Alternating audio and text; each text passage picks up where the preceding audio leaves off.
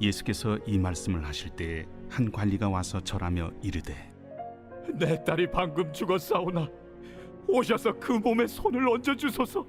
그러면 살아나겠나이다. 예수께서 일어나 따라가시매 제자들도 가더니 12해 동안이나 혈루증으로 앓는 여자가 예수의 뒤로 와서 그 겉옷가를 만지니 이는 제 마음에 그 겉옷만 만져도 구원을 받겠다. 예수께서 돌이켜 그를 보시며 이르시되 딸아, 안심하라. 내 믿음이 너를 구원하였다. 하시니 여자가 그 즉시 구원을 받으니라. 예수께서 그 관리의 집에 가사 피리 부는 자들과 떠드는 무리를 보시고 물러가라. 이 소녀가 죽은 것이 아니라 잔다. 하시니 그들이 비웃더라. 무리를 내보낸 후에 예수께서 들어가사 소녀의 손을 잡으심에 일어나는지라. 그 소문이 그 온 땅에 퍼지더라. 오늘도 여러분 주님을 바라보시겠습니까? 어떤 상황에서도 예수님의 능력을 또 여러분 믿고 의지하십니까? 우리는 모든 상황 속에서 예수님을 믿고 또 의지할 수 있어야 합니다. 오늘 본문은 두 가지 이야기를 보여주면서 어떻게 우리가 주님을 의지할 수 있는지, 또 어떤 상황에도 흔들리지 않는 믿음으로 주님을 바라볼 수 있는지 우리에게 말씀하고 있습니다. 예수님께서 지나가고 있을 때 한 관리가 찾아왔습니다. 마가복음에 이 말씀이 병행 본문으로 되어 있는데 이 관리는 회당장 야이로였습니다.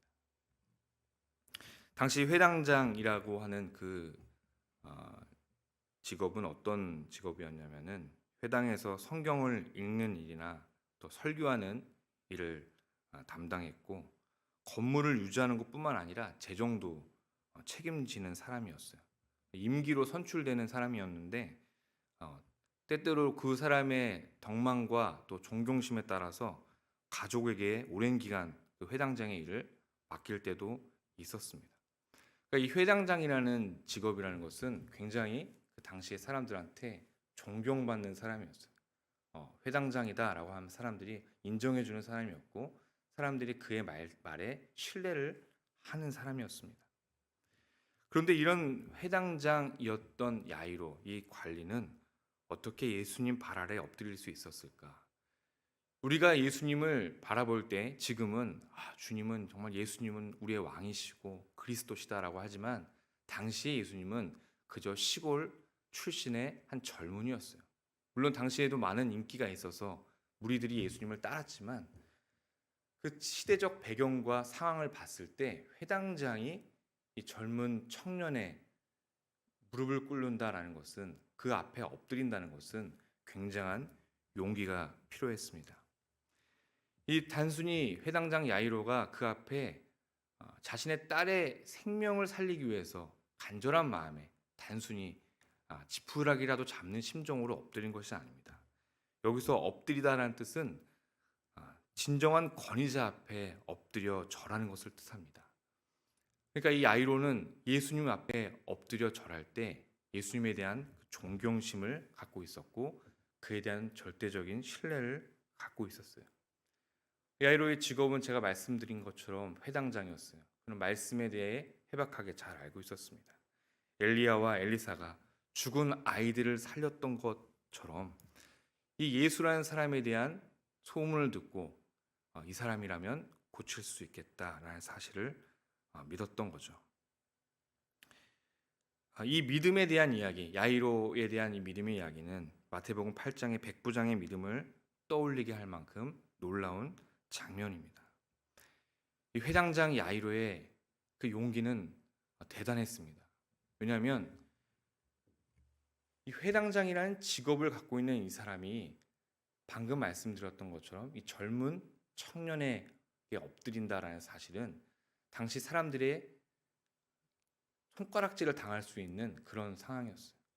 같은 회당장 커뮤니티에서 난리가 났을 겁니다. 아니 야이로 무슨 말을 하는가? 아니 어떻게 당신 같은 사람이 이런 사람에게 무릎을 꿇을 수가 있는가? 유대 사회에서는 이 회당장 야이로에 대해서 많은 비난과 또 비판을 하고 때로는 욕을 했을지도 몰라요. 어쩌면 다음 임기 때 이 야이로는 회당장의 자리에 오를 수도 없을 수도 있습니다. 그렇지만 야이로는 다른 사람의 시선을 신경 쓰지 않았습니다. 자신의 체면을 신경 쓰지 않았어요. 오직 그분 한 분만을 바라보며 그 앞에 엎드렸습니다.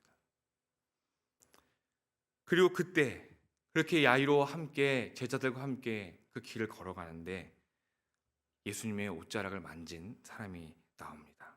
12해 혈루증을 앓는 여자가 예수님의 옷자락을 만집니다. 마찬가지로 마가복음에 이 여인에 대해서 자세하게 기록되어 있는데 이 여인이 혈루증을 앓는데 12년 동안이나 앓았어요. 이것저것 안 해본 게 없었겠죠. 의사에게 많은 돈을 주고 치료를 해보려고 했지만 잘 되지 않았어요.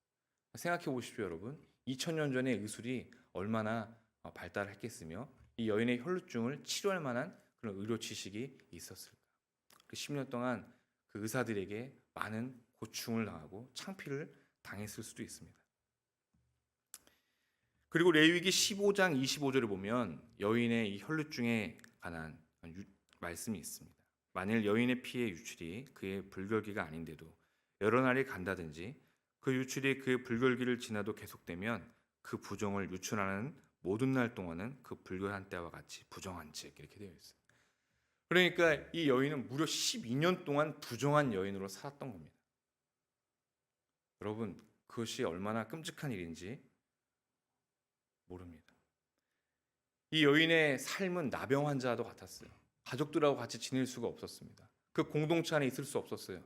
집을 나가서 그 공동체를 나가서 생활을 해야 됩니다. 그의 삶을 한번 상상해 보십시오. 당시의 여자는 사람의 인구로서 치지도 않을 만큼 시대적으로 연약한 자였는데 그가 나가서 살았던 그의 모습들을 상상해 보면 얼마나 어려웠을지 우리는 알 수가 있습니다. 가족과 떨어져 지냈던 그의 마음이 상하고 영원히 고통받는 그런 상황을 계속해서 지냈을 것입니다. 여인은 숨어 있다가 예수님에 대한 소문을 듣고 몰래 마을로 들어왔습니다.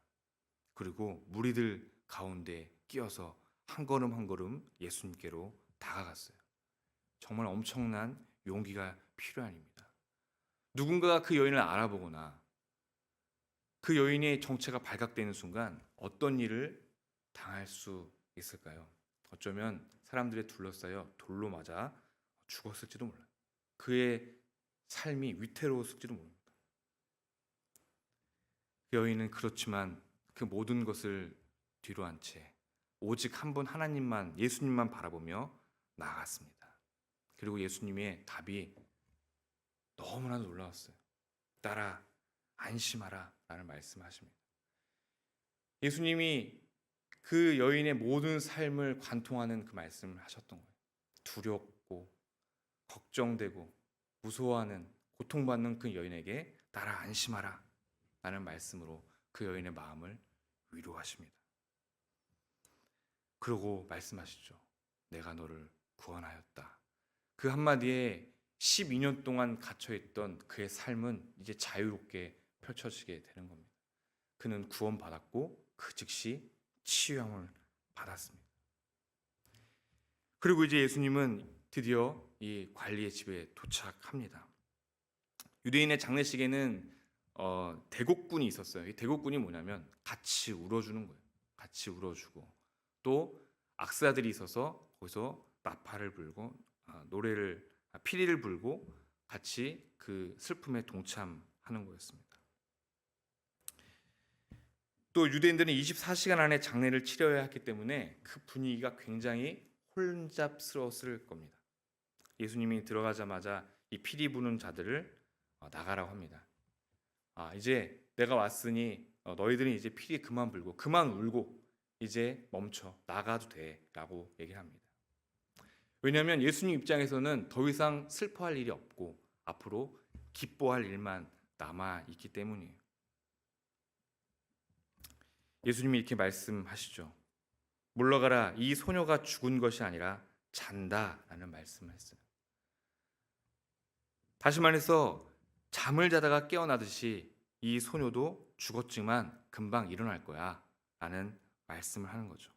그때 피리 부는 자들이 이 예수님의 말씀에 비웃습니다. 아니 어떻게 죽은 자가 살아날 수가 있는가? 어떻게 죽은 자에게 잔다고 표현할 수 있는가? 마태는 그 비웃음을 놀림에 초점을 맞춘 것이 아니라, 예수님이 사람들에게 비웃음을 받는 것에 초점을 맞춘 것이 아니라 바로 하나님의 기적을 강조하기 위해 사용했다라는 거죠. 그 어린 소녀는 진짜로 죽어 있었기 때문입니다. 예수님은 무리를 내보내십니다. 그리고 그 어린 소녀의 손을 잡고 일으켜 내십니다. 그 소녀는 죽은 것 가운데서 다시 살아났습니다. 그리고 이 소식은 가버나움을 넘어 갈릴리 전 지역으로 퍼져 나갔습니다. 마가복음에서는 이 여자아이가 살아나는 장면을 사람들이 보게 됩니다. 그리고 굉장히 놀라게 되죠. 아니 어떻게 죽은 자가 살아났을까? 이사야 25장 8절에서 9절 또는 여러 예언서를 보면은 메시아는 죽은 자를 무덤에서 일어나게 한다라고 말씀하고 있어요. 사람들이 놀랐던 이유는 한 가지입니다. 자신의 눈앞에서 메시아의 행위를 보았기 때문입니다. 오늘 우리가 읽었던 이 야이로와 또 혈루증을 앓는 여인이 어떻게 주님을 바라볼 수 있었습니까? 또 어떻게 우리가 오늘도 예수님을 바라보며 살아갈 수가 있겠습니까? 그것은 예수님이 우리를 죽은 자 가운데 살리시는 권능을 갖고 계시기 때문입니다. 그리스도이신 그분이 우리를 죽음에서 생명으로 인도하는 분이십니다. 그래서 우리는 오늘도 그 예수님 앞에 엎드려 간절한 마음으로 손을 내밀 수가 있습니다. 그 예수님이 여러분들의 두려움과 떨림과 걱정과 근심 앞에서 안심시켜 주시는 분이고, 우리의 절박한 상황에서 그분 앞에 엎드리게 하시는 분이십니다. 오늘 이 말씀을 붙들고 하루 그리스도이신 예수님을 의지했으면 좋겠습니다. 그 능력 안에 살아가기를 주님의 이름으로 간절히 축원드립니다. 기도하겠습니다. 하나님, 오늘도 주신 귀한 말씀을 마음에 새깁니다. 모든 능력과 모든 권세 앞에 간절히 엎드려 바랍니다. 다른 것 보지 않고 오직 주님만 바라보게 하여 주옵소서.